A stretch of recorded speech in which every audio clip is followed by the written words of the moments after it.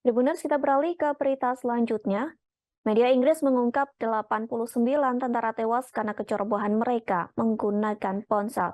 Puluhan tentara Rusia tewas itu dalam serangan yang terjadi di Makivka, Ukraina. Pada serangan tersebut, Ukraina berhasil membantai 89 tentara Rusia. Hal itu dikarenakan Rusia telah melanggar aturan soal penggunaan ponsel. Mereka menyampaikan bahwa ponsel yang mereka miliki disita setelah bergabung dengan pasukan militer. Namun di sisi lain terungkap juga fakta bahwa memang ada tentara Rusia yang masih menggunakan ponsel saat berada di Ukraina karena kekurangan peralatan. Pada Maret tahun 2022 lalu, seorang pejabat pemerintahan Amerika Serikat pernah menyatakan bahwa Ukraina mampu menyadap telepon petinggi militer Rusia untuk melacak lokasi petinggi militer tersebut. Meski begitu, beberapa ahli masih meragukan kebenaran bahwa serangan di Makivka benar-benar dipicu oleh bocornya lokasi lewat penggunaan ponsel. Sementara itu, Kementerian Pertahanan Inggris tak menutup kemungkinan bahwa target serangan Ukraina di Makivka memang turut digunakan sebagai gudang amunisi.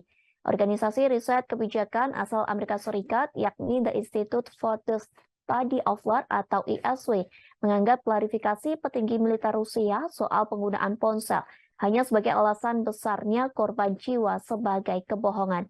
ISW melihat Rusia ceroboh tidak memecah pasukannya menjadi kelompok-kelompok kecil saat masuk ke garis medan perang. ISW berpendapat besarnya korban jiwa ini akan semakin menyulitkan Presiden Rusia Vladimir Putin dalam menggalang dukungan dari masyarakat yang pro terhadap perang. Di sisi lain, mantan anggota Badan Intelijen Rusia Igor Girkin menyatakan insiden yang terjadi di Makiv terjadi karena jenderal militer Rusia yang tidak memiliki kapabilitas. Atas tingginya korban jiwa ini, petinggi Rusia menyalahkan kecerobohan tentara bawahan mereka yang melanggar aturan. Sementara hingga kini perseteruan antara Rusia dan Ukraina disebut sedang menemui jalan buntu. Hal tersebut pun telah disampaikan oleh Kepala Direktorat Intelijen Utama Menteri Pertahanan Ukraina, yakni Kirilo Budanov. Budanov menerangkan pasukan militer Rusia saat ini telah mengalami kekalahan yang luar biasa besar. Di sisi lain, Budanov meyakini Rusia akan segera mengumumkan mobilisasi wajib militer.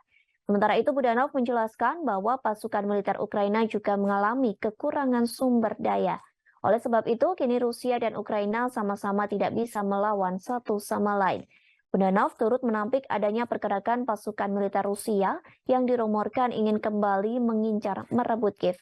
Rumor ini menjelaskan akan ada serangan via jalur darat dari Belarus pada awal tahun 2023 yang akan melibatkan puluhan ribu tentara cadangan yang sedang dilatih di Rusia. Terima kasih sudah nonton. Jangan lupa like, subscribe, dan share ya.